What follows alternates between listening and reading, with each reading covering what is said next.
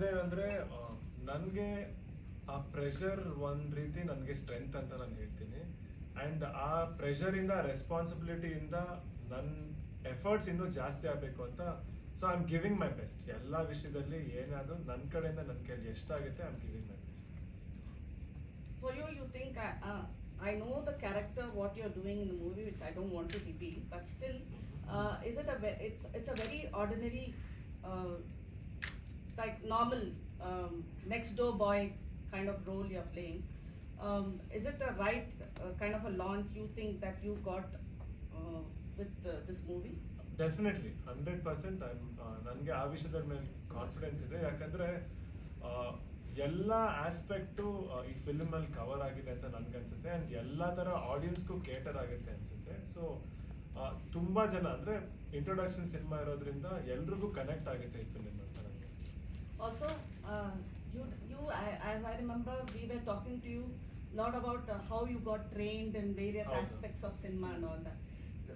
Getting onto the sets, was all of it, whatever you got trained in, came to use during the making, or you thought this is a school itself?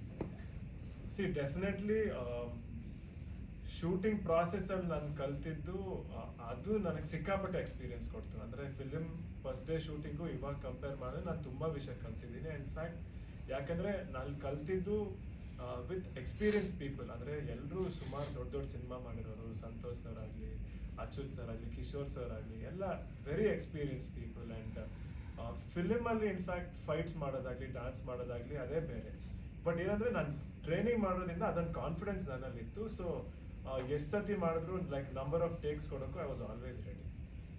Santosh sir, did you have the script only for Yuva, or was it made for somebody then brought to Yuva?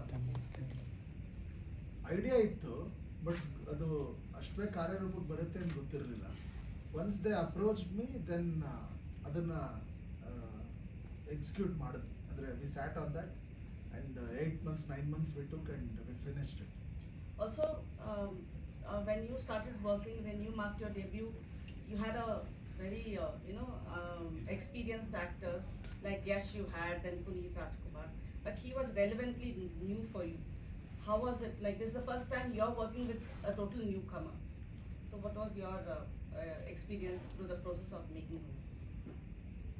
ಅದಕ್ಕೆ ಈಗ ಅವ್ರ ಜೊತೆಗಳು ಮಾಡುವಾಗ ಅದೊಂದು ಬೇರೆ challenges, because expectations ಬೇರೆ ಇರ್ತದೆ. Fans satisfaction ಮಾಡಬೇಕು, ದೊಡ್ಡ ವರ್ಗ ಕೇಟರ್ ಮಾಡಬೇಕು, ಅದೊಂಥರ ಚಾಲೆಂಜ್. ಇಲ್ಲಿ ಗುರು ಇಸ್ ಪ್ರಾಮಿಸಿಂಗ್ ಆ್ಯಂಡ್ ಜನಕ್ಕೆ ಗುರು ಬರಬೇಕು ಅನ್ನೋದಿತ್ತು. That is emotion which people has. So ಅವ್ರಿಗೆ ಇಷ್ಟಪಡೋ ರೀತಿ ಮತ್ತು ಇಂಡಸ್ಟ್ರಿಲೂ ವ್ಯಾಕ್ಯೂಮ್ ಇದೆ, ಹೊಸ ನಟರುಗಳು ತುಂಬ ಬರುವಂಥ ವ್ಯಾಕ್ಯೂಮ್ ಇದೆ, ಬೇಕು 100% ಬೇಕೇ ಬೇಕು.